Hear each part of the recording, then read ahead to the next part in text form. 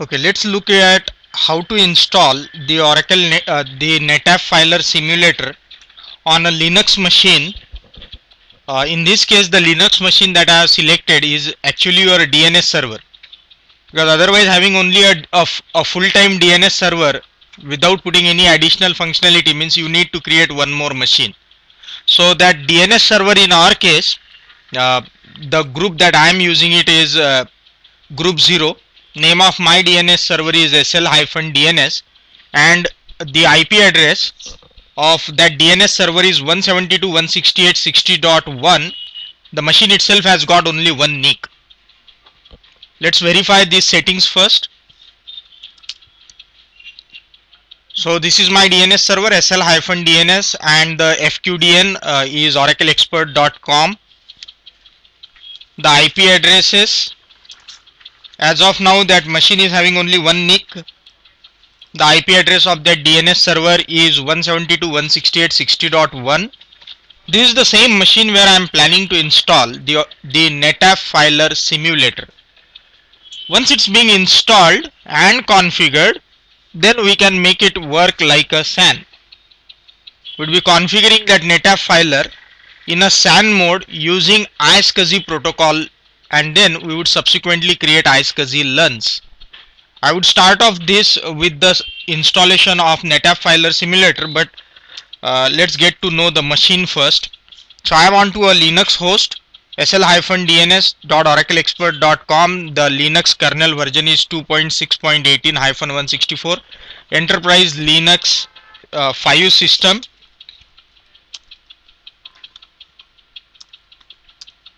It's a Red Hat Linux 5.4 64-bit edition. I have only one common mount point, a bigger mount point rather, a NetApp mount point. This is where I plan to install my simulator. Once that simulator is installed, then I would try to configure it. To install the simulator, number one you need is the simulator software. Now those who are already member of now.netapp.com,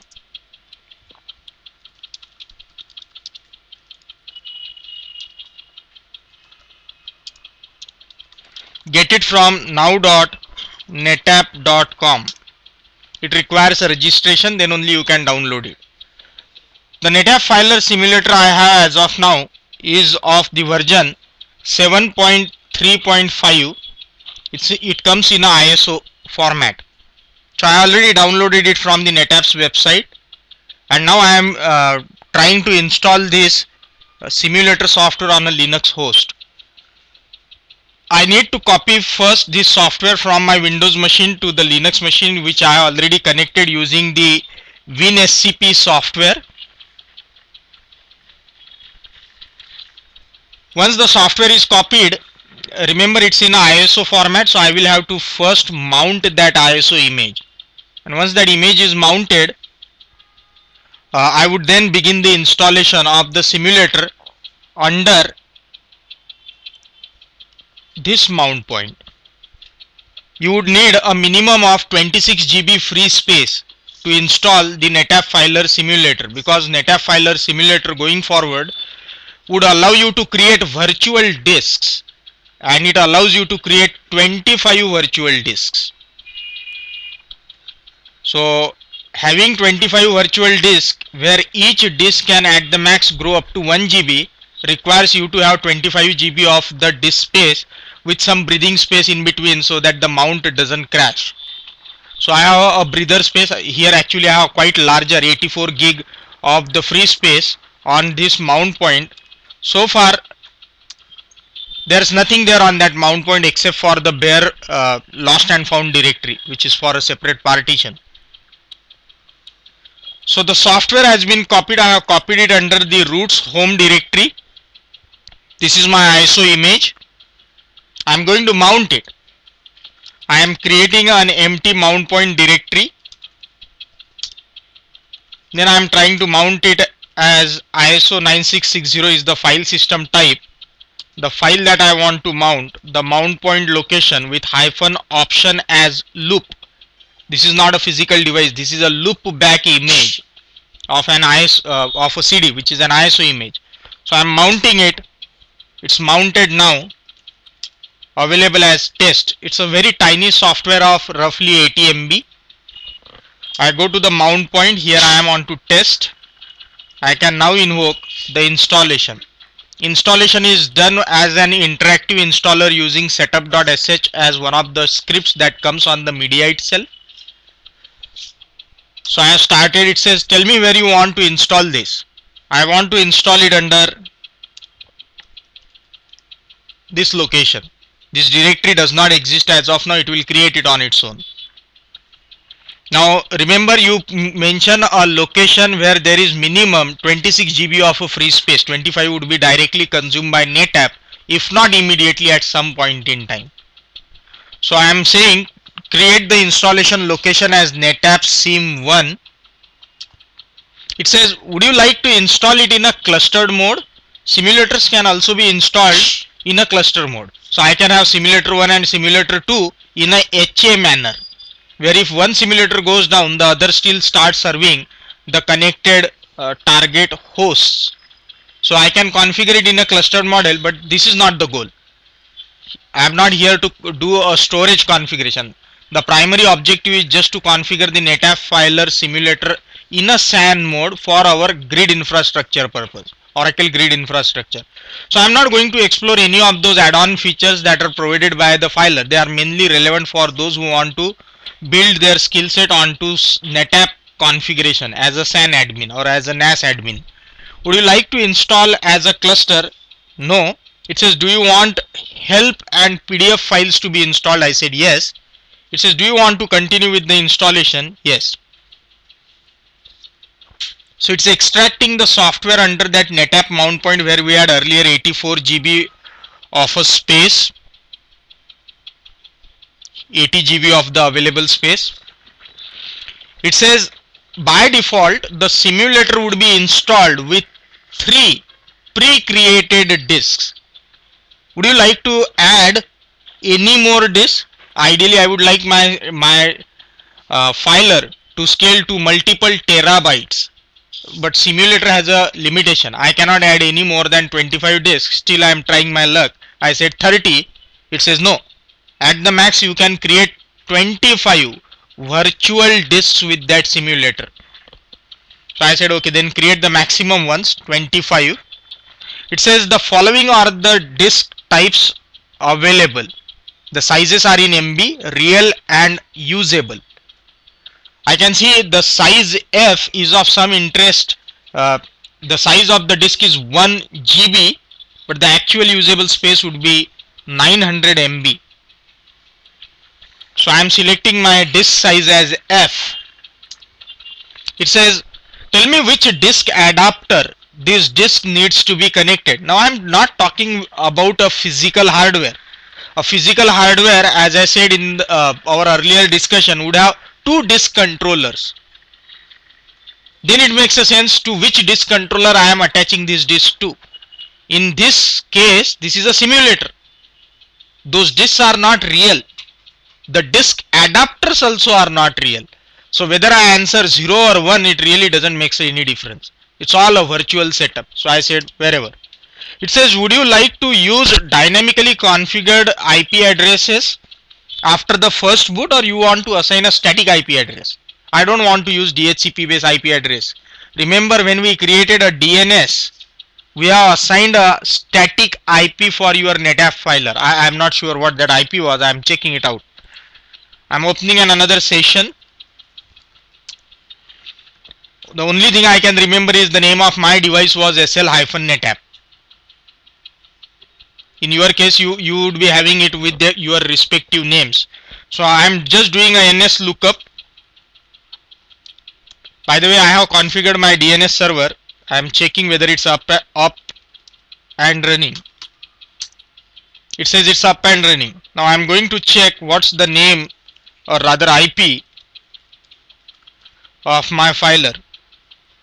So IP address of my NetApp filer is 172.168.60.100. Remember, we will be accessing the filer using a regular TCP IP protocol, and the emulation on top of it is iSCSI. That is SCSI commands over internet protocol. So base transport mechanism still is TCP IP driven. The IP address of my NetApp filer is 172.168.60.100 and the FQDN for my NetApp filer simulator software would be sl-netapp.oracleexpert.com. So it says, do you want to make use of DHCP IP assigned IP addresses? I said no. It says, do you need a boot floppy? Even if somebody would have said yes, I would have not selected. Floppies are no longer available. They might still come in some models, but it's funny. It says, looks like your machine has got only one Ethernet adapter, NIC, which is the case. So I am going back to my machine. I said if config, I have got only one NIC, that is ETH0. It says, do you want to make use of the same NIC, but then be aware that if your Linux host on where you are installing the NetApp filer, that machine itself, if it has one NIC, then the filer cannot be accessed from the same machine. If you would have had two NICs, then you can access the filer from the same machine.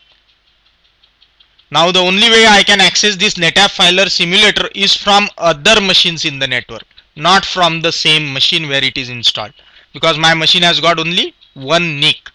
I cannot make use of that NIC to bind the IP address .100 and then access it from the same machine again. It's not possible. So this is what that message is saying here. It says your machine has got a single network interface card ETH0, which is also the default route of your machine. You will not be able to access the simulator from this Linux machine. If this interface is marked down in ifconfig, then your simulator would also crash, because now I am relying on only one NIC for that IP assignment. So it says, be sure that this is what you want to use. I said, anyways, I have only one, I don't have a choice, I am accepting the default choice. It says, your machine looks like has got huge memory. The filer requires 110 MB of minimum memory. The maximum you can assign is 811, but the recommended is 512. I am happy. 512 is not a big deal on this machine. It says, do you want to create a new log for each session? Even if something goes wrong with the filer, I am not going to spend any time on doing the troubleshooting and reading those logs. So yes or no, it doesn't really make any difference. So whatever. It says the logs would be overwritten. I don't care. It says adding 25 additional disks, simulator is installed. Now where it's installed? It's installed here.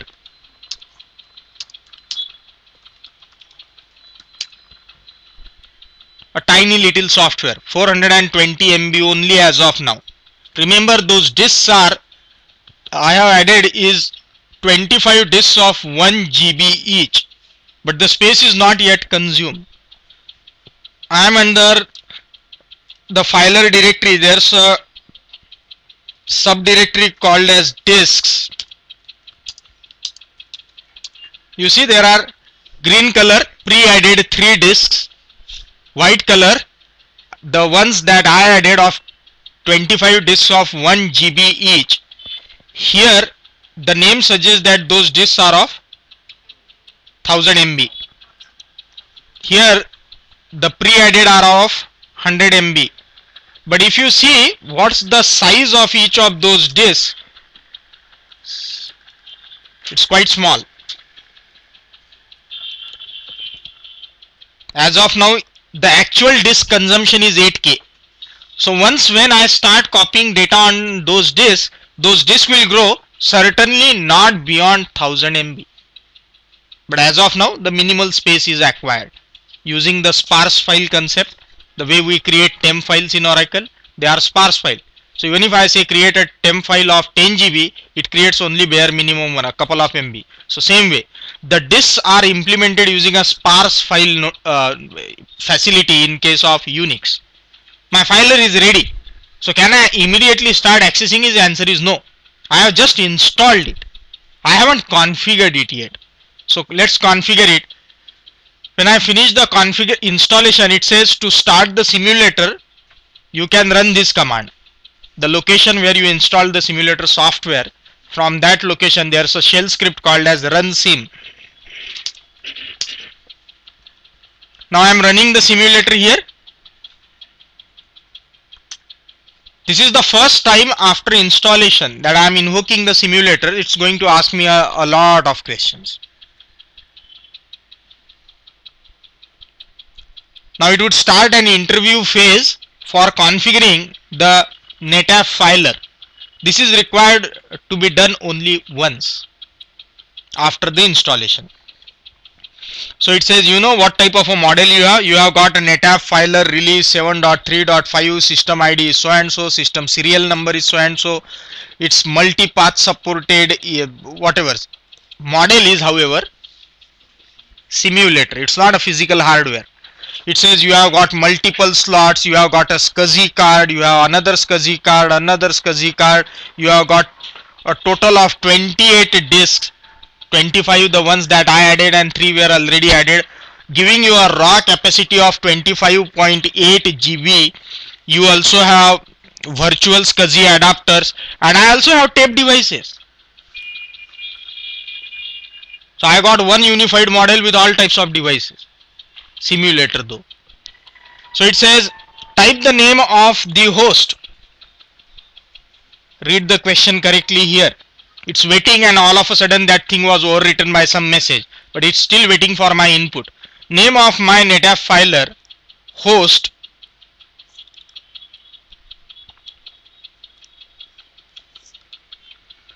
is SL-NetApp. It says, do you want to enable IP version 6? I don't want to enable IP version 6.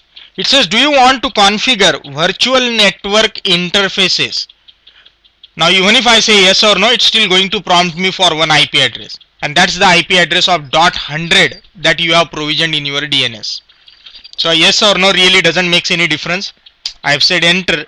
So it says, tell me now what's the IP address of the network interface card attached to your simulator. So in my DNS, I made a provision for this IP address 172.168.60.100. This is what I mentioned here. It's intelligent to pick up the subnet mask. So it says your IP seems to be from a class B implementation 255.255.0.0. It says please enter the media type for NS0. It is asking me whether it's a gigabit Ethernet or that is 10 by 100 by 1000 full duplex, or is it fast Ethernet. If I don't know, best answer is to say auto. I don't know. Find it out. I said auto. It says please enter the IP address for another NIC that is attached to your simulator. I don't want to create any other NIC, so I am keeping it as blank. It says, would you like to do the rest of the setup using the web interface? I said yes. Instead of answering all these questions on a command prompt, I would like to do the rest of the setup using a web interface. It says then it's very easy. Just go to this URL and start doing the setup. But before I do this, tell me if there is any gateway. There is no gateway I am using in this case. It's for my own purpose. I am not going to type in a IP address of my router here. I am going to keep it as blank. It says enter the particular IP address from where you would like to do administration. If I type some IP address, then I would be only able to do the administration from that IP. This is for security reasons. I want to keep it open. I said I should be, like, anywhere I go, I should be able to do the administration. It says which time zone you are part of. I don't know which time zone it recognizes. So far the default value is GMT. I don't know whether it recognizes IST or whether it recognizes Asia/Calcutta or whether it recognizes Asia/Kolkata. I don't know what to type, so I am selecting as of now GMT. It says tell me where this filer is located. I said it's located in Kothurud, Pune. So it says tell me which languages you would like to enable. I don't know what languages he is talking about, and Hindi is a choice or not, or Marathi is, for that matter, is in the list. I am saying question mark because I don't know what languages he is talking about. My mother tongue is EN_US, so I am selecting that. Same would be true for all of you. Hindi is not there in the list.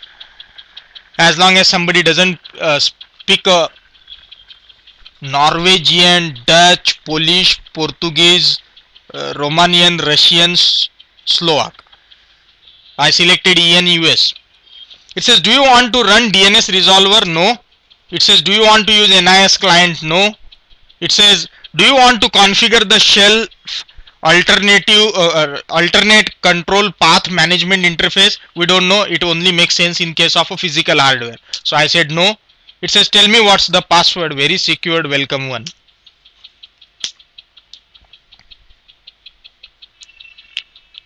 It says, do you want this system to be visible via Windows Internet Naming System? I don't care whether it's visible to a Windows system. I don't plan to use it with Windows Network. I'm planning to use it purely for Linux. So yes or no really doesn't make any difference. It says, tell me if this system supports multiple protocol or only NTFS. NTFS is the NT file system. So I said it supports a multi-protocol filer. It says, tell me what's the password for root. Said welcome one. It says the name of your NetApp filer for your Windows network would appear as if it's SL-NetApp. Would you like to change this name? I don't want to change this name. I don't care about Windows network. So I said no. It says, tell me what's the way to authenticate users. In Unix environment we authenticate users using etc passwd. So I'm saying method 4. Authenticate users using etc passwd.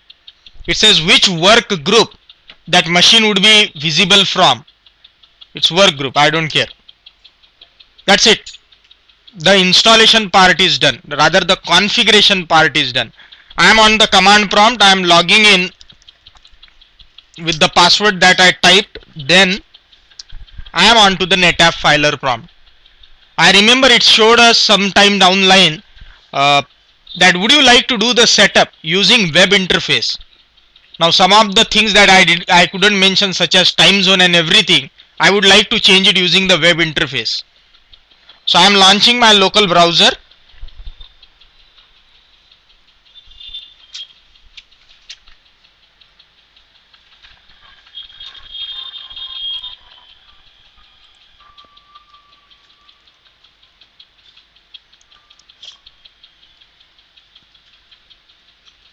What IP I am typing here? 172.168.60.100.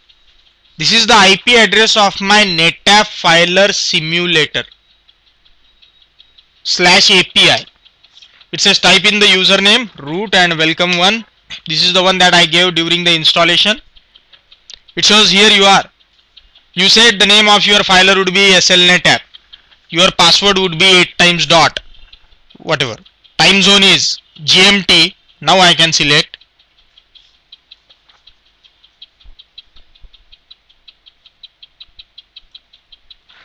So they are still Asia, Calcutta. It says what's your name. If you want any emails to be sent, to whom you would like to send these emails. I said send it to, I don't want any specific admin host. I should be able to do it from all the computers. It says tell me using which email server you would like to forward those emails. This is actually the SMTP gateway. I said use the local machine. Local machine has the SMTP software installed. Send me those all alerts related to filer, like disk space, like filer getting hyper, or filer rebooting on its own, or the temperature rising, and so on. So these alerts can be routed to my email address.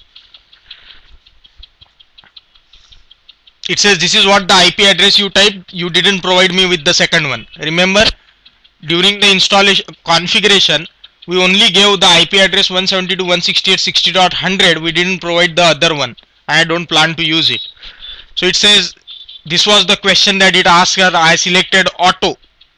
It says whether it's a 10 MB network, 10 MB full duplex, 100 MB full duplex. I said let it be auto negotiated. I can hard code that to 100 megabyte full duplex, whatever. But remember, it's still, simulator still can transfer data at 100 Mbps. It's still not supporting gigabit simulator. I am fine. It says these are the changes. I said finish. I am done. I am going back to my NetApp filer prompt. Whatever changes I did from the front end are all visible from here. I changed it to Asia Calcutta. I changed local host somewhere.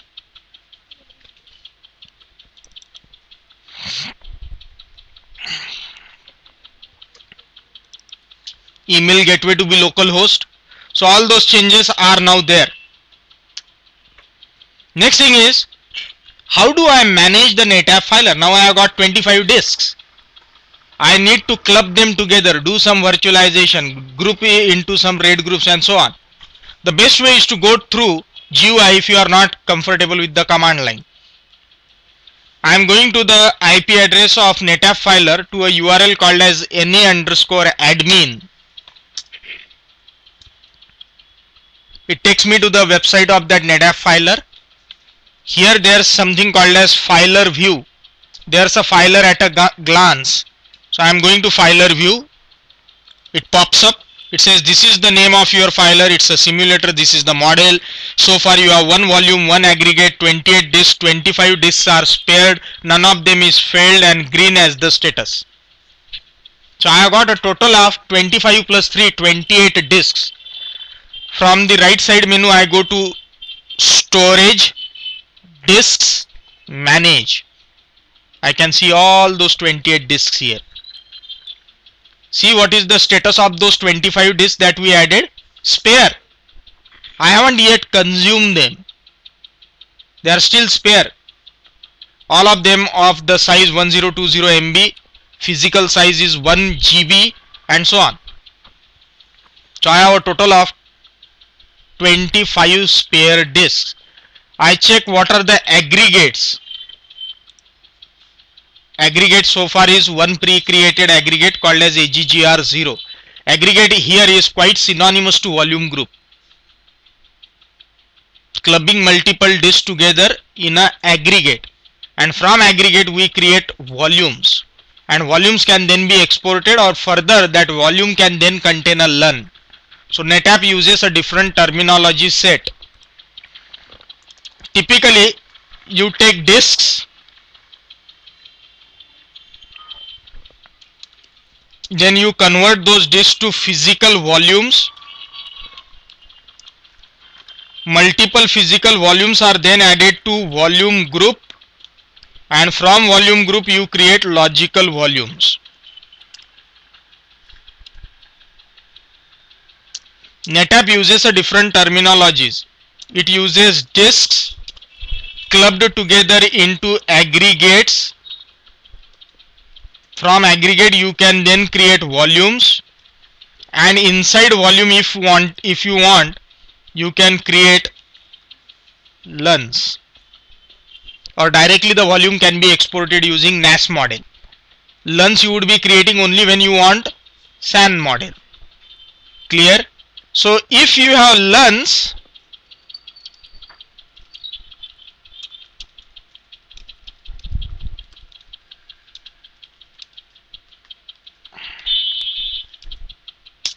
LUNs are then mapped to the target host using the WWN number. If I am using a fiber channel HBA and a fiber channel HBA's WWN number. If I am using a iSCSI HBA hardware or iSCSI initiator software, I would be using IQN number to map those LUNs. In a NAS mode,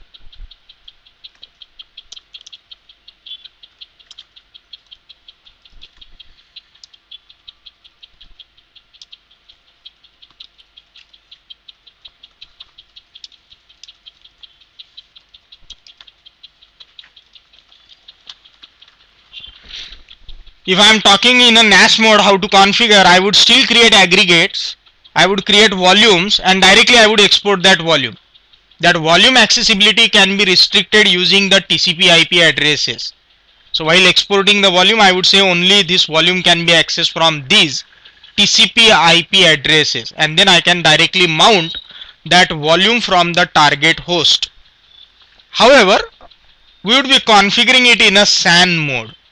So our path is get disks, club them together in an aggregate, then create volumes. Inside of volumes, then create multiple LUNs, and then do the LUN mapping. So I am checking how many aggregates are there. Pre-created one aggregate is there, AGGR0. I am checking volumes managed. By default there is one volume called as vol0. So I have 25 disks. I am going to create a new aggregate with some RAID protection. I am going to create then within that aggregate a big volume, and within that big volume I would then create multiple LUNs. Clear? So once I am done, I am back onto the command prompt. Instead of doing it via the front end, it's very easy to do it via front end also. Here I want to create first an aggregate. So I will go to aggregate add. It says okay, welcome. Add a new aggregate. Next. It says tell me what's the name of the aggregate. What type of a RAID protection you want. This NetApp filer supports two type of RAID protection, RAID 4 and RAID dual parity. Means multiple parity disks should be there. So whatever. If you are not sure what does this means, it says double parity means you will have more than one parity disk, whatever. I go next. It says tell me what is the size of your RAID group. How many disks you want to add. I go next. It says disk selection. Would you cherry pick them or should I select them for you? So I said select those disks automatically. How does it matter? All the disks are of the same size. So unless you are driven by numerics, you can select automatic choice, and that's it, done. Instead of doing it via here, I am going to do it via command line.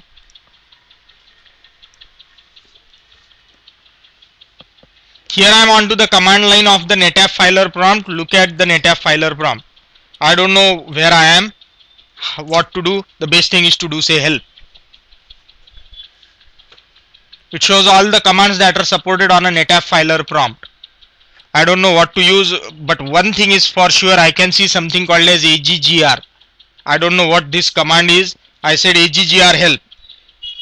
It says AGGR add, copy, create, destroy, media scrub, mirror, offline, online, options, rename, restrict, scrub, show space, split, status, undestroy, verify.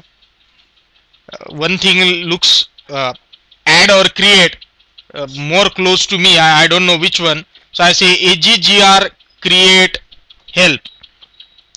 It says this is the command to create an aggregate. Now I am saying AGGR create AGGR1. All these in square bracket are optional. Language, compliance, enterprise, RAID group, whatever. The last thing that I can see is directly tell me how many disks you have. So I have total 25 disks. I will add all of them to my aggregate. So I said aggregate create AGGR 25. Somewhere it's asking me the type of RAID protection that I need. -T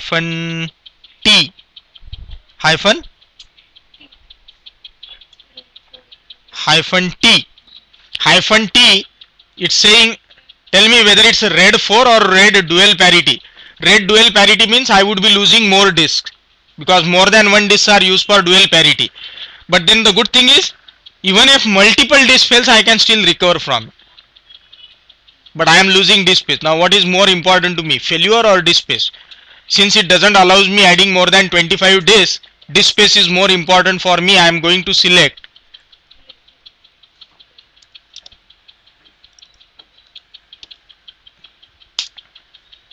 I said aggregate creator and so on with RAID 4 protection. It says aggregate AGGR has been added to your system. I don't believe this. So I said AGGR status. It says yes, AGGR 1 is online, RAID 4, it's an aggregate. Let's see it from the front end. So I went to aggregate manage and I can see there's an aggregate. Available space is 17.5 GB. Remaining space is all into overheads.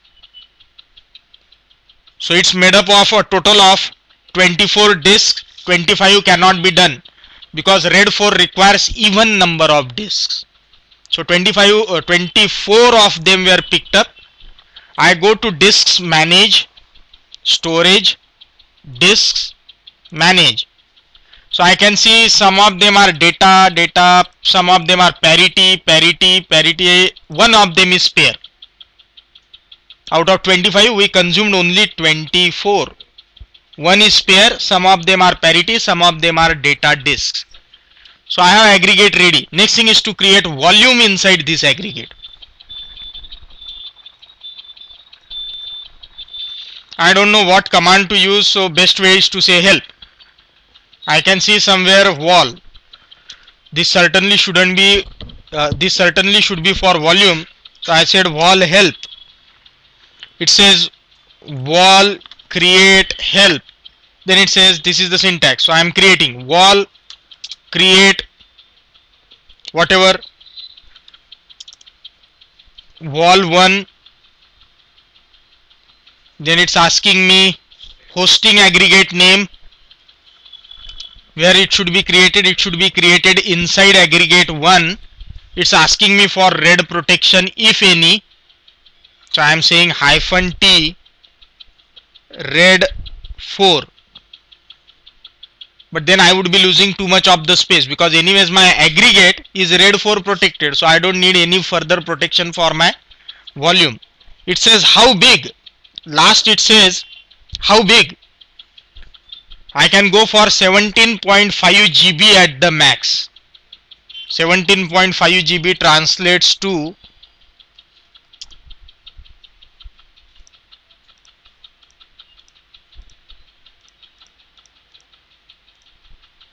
roughly 18,000 MB. Roughly.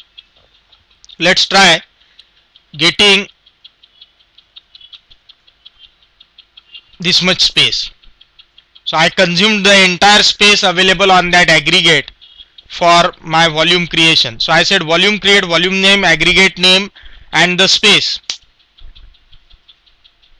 If it cannot guarantee that much space, it will error out. It says with the size is created.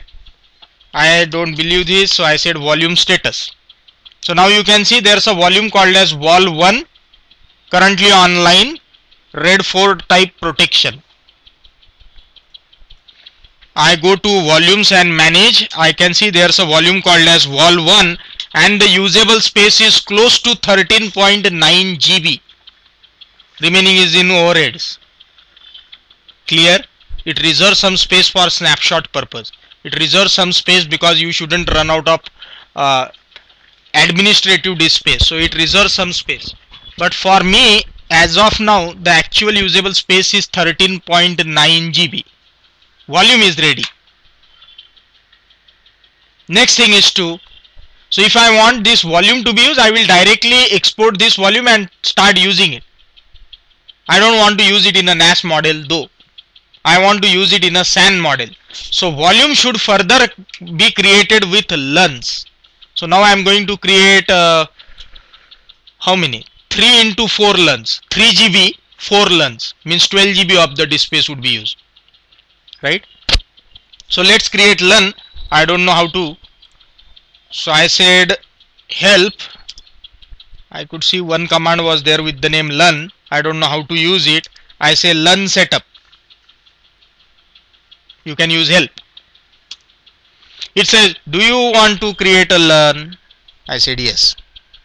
It says multi-protocol type of LUN, Solaris, Windows, HP, Unix, AIX, Linux, NetWare, VMware, Windows GPT, Windows 2000, Xen, Hyper-V, Solaris, EFI, Linux.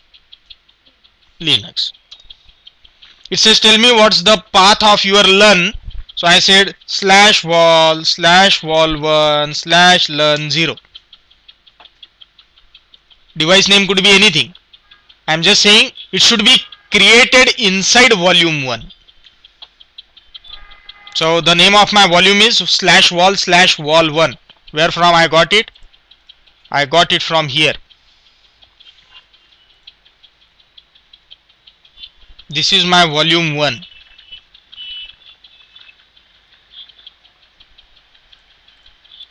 So it says enter the LUN path. I said vol1 LUN 0. It says, do you want to space reserve this LUN? Yes.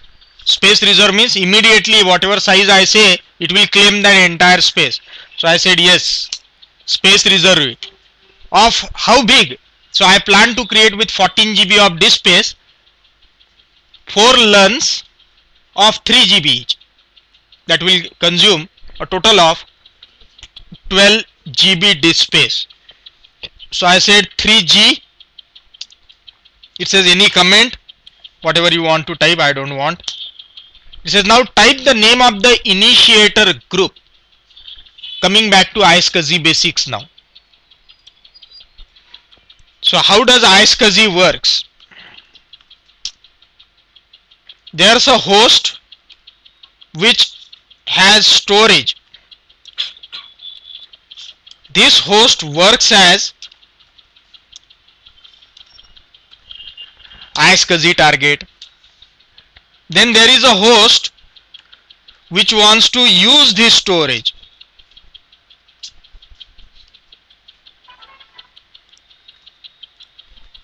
This host has to then have iSCSI initiator, either hardware or software. Then only we will be able to access it. So it says tell me what's the group name for that initiator. I am back onto my web module. Here I go to LUNs initiator groups, manage. So far there is no initiator group. I want to create an initiator group. So while on the command prompt of NetApp Filer, it's asking me tell me what name you would give to this group. I want to give the name as Aura or Rack 11G is the name of my initiator group.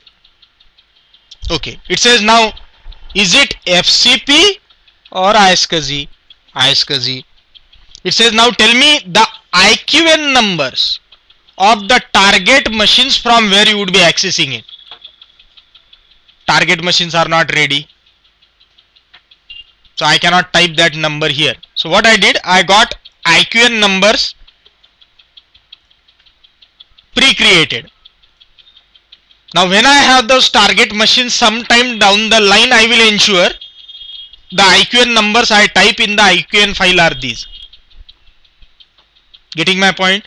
Otherwise I could have logged on to a Linux machine, see where the IQN numbers are. Assume that this machine is the one that I want to add. It's not true though. How would I find out the IQN number? There's a file called as etc iSCSI initiator name.iSCSI. This is the initiator name for this host. So I copied this initiator name. I removed this part with my domain name, not required though, and then I just said instead of a random number, alpha, beta, gamma. These are the 3 machines from where I would like to access those LUNs from. This year 1987 is when I was in 5th standard. Doesn't looks good, so I will make it as 2012.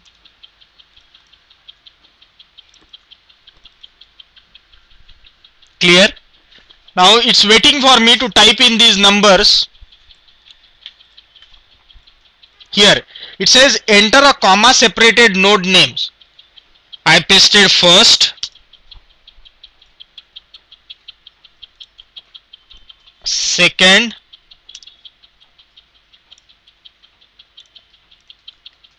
third. It says any more? I don't have any more. These are the maximum 3 machines where I am planning to access these LUNs from. I don't want any more. It says is the OS type for this initiator group as Rack 11G is Linux? Yes. It says LUN ID at which the initiator group would see it. Is it correct? /vol/vol1 LUN 0 zeroth position. I said yes. This is the summary of the learn.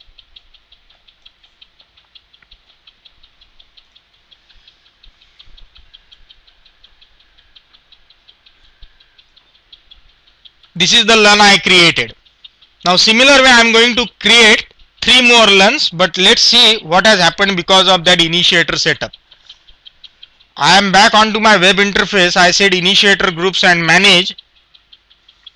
Now you see there's an initiator group called as rack11g with iSCSI as the type and IQN numbers the ones that I typed in. Clear? Similar way I am going to create remaining 3 learns of 3 GB each. Now I am not going to explain, pretty much the same questions again and again. It says, do you want to accept this configuration? Yes. Do you want to create another learn? Yes. Of the type Linux. Learn path would be learn 1. Do you want a space reserved of 3 GB, no comments? Do you want to make it as part of the initiator group rack11g? Is this the position where the learns would be visible from the target target node? It says, do you want to accept the configuration? It says, do you want to create another learn? I said yes. Of the type Linux, of the path learn 2, space reserved, 3 GB, no comments, initiator group rack11g. It says, is this the correct position? Do you want to accept the configuration? I said one more. Do you want to create another learn? Yes. Of the type Linux, learn path is learn 3. It says, do you want to have it space reserved? Of what size? No comment. The same group, same style. Do you want to accept? Yes. It says, do you want to create another learn now? I am done. What I have effectively done, learn show. Remember that the learns are showing you as mapped. Means I have already mentioned from where they can be accessed. Mapping is done via either IQN number in case of an iSCSI protocol or via WWN number in case of a fiber channel protocol, FCP. So 4 learns, 3 GB each. Let's go to the web interface. Here I am, learns manage. Sorry, learns show, manage. Here are my learns. Clear? Storage is ready. So this is not my software now any longer. This is now my storage. Now the only thing is, I said there are 2 entities involved in a iSCSI setup.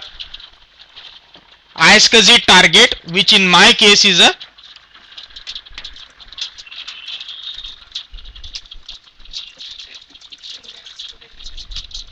and iSCSI initiator is nothing but Linux machines in my network, alpha, beta and gamma. They communicate using iSCSI protocol. So I must first activate iSCSI service on the NetApp filer. I am onto the NetApp filer.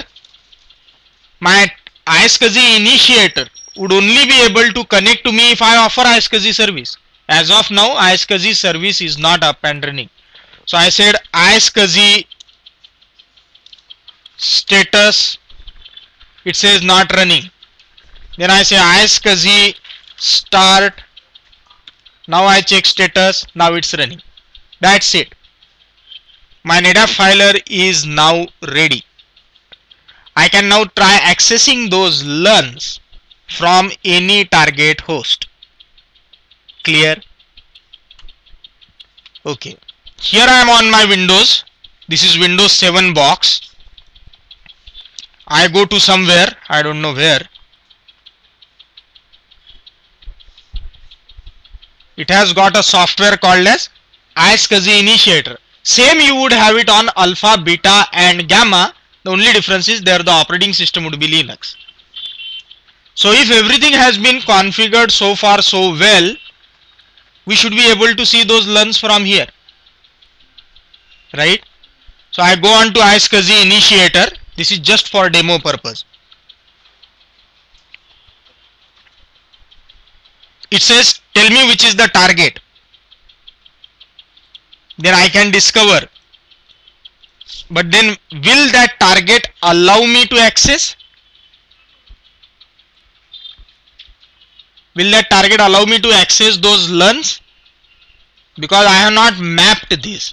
My ID is this. If it would have been part of my iSCSI initiator part configuration, I would have been able to access those LUNs as well. But here I see there's a method to change it. So let me mislead my identity for some time, assuming that I am alpha or gamma for that matter. So I said assume that I am gamma. So I changed my IQN identity. And now if I try to access the IQN of that target machine, there shouldn't be any problem. So I said okay. So this is my changed identity for the time being, just to show that those LUNs can be accessed. Here I go to target. It says to discover and log on to a target using a basic connection, type the IP address or DNS name of the target and then click quick connect. What is the IP address of my filer?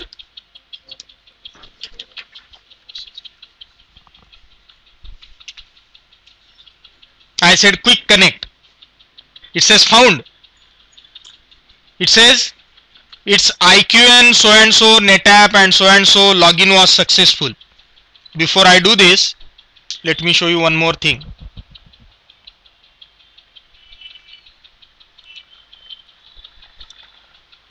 I click on my computer, manage,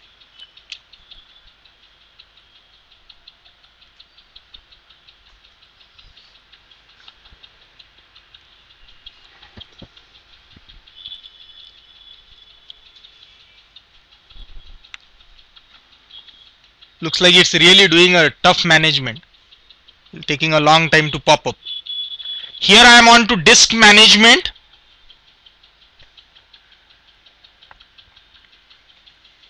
It says loading disk configuration information.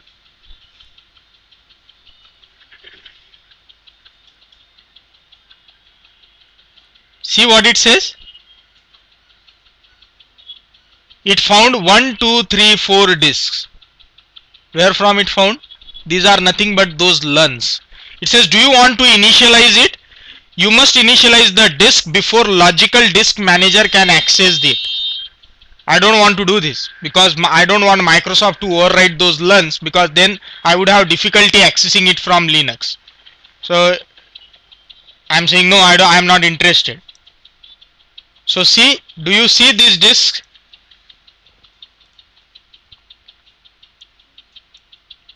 Three GB disk, 3 GB disk, 3 GB disk, 3 GB disk.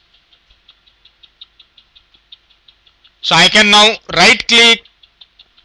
I can do dynamic discovery and format it and get it mounted as F drive or any other drive. If I copy any data into it, it will go to my NetApp filer. Clear? I am closing this. I am going to volumes and devices to show if there are any discovered targets. So this is the one. This is the discovered target, and then you could see that my disk manager could figure out there are multiple disks coming over the network. So 4 disks of 3 GB each. Same way you do it in case of Linux.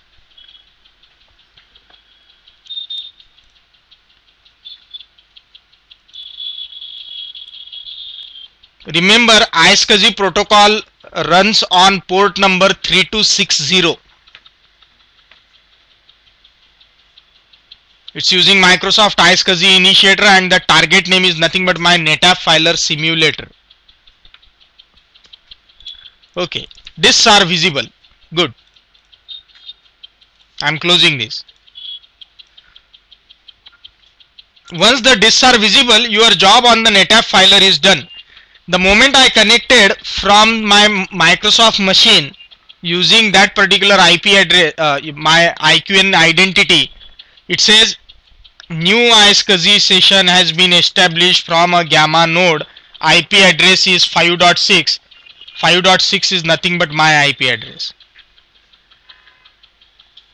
You can see in that pop-up yellow box 172.168.5.6, because I changed over my identity from Microsoft dot something to Gamma.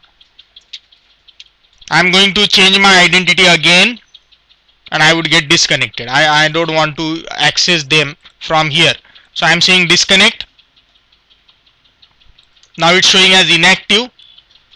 I'm going to configuration. I'm going to change my identity to whatever it was. Whatever it was.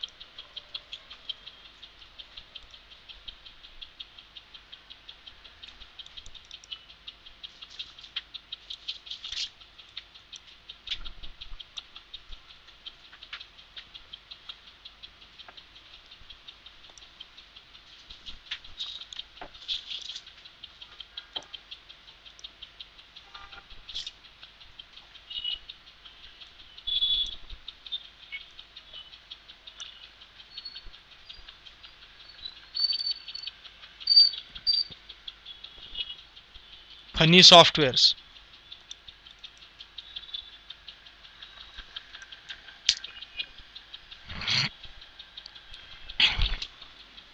Once you are done and you want to halt, see how you should halt now. Once your LUNs are being accessed from the target host, first shut down all those targets, alpha, beta, gamma. Ensure they are completely dead now. Then you shut down the filer. Come back to the filer's prompt and say halt. This will shut down the filer. Clear? So this is how you should all start configuring the NetApp filer on the DNS host. First thing is to get your DNS up and running with all the configurations, and then install the NetApp filer simulator and get it up and running. Clear? Now when you use IQN numbers, although I have shown you these IQN numbers, I used alpha, beta and gamma. You should be using your alpha, your beta and your gamma, so that we don't have conflict amongst ourselves. Clear? That's it for this session. I'm putting a pause. I will try to produce this video ASAP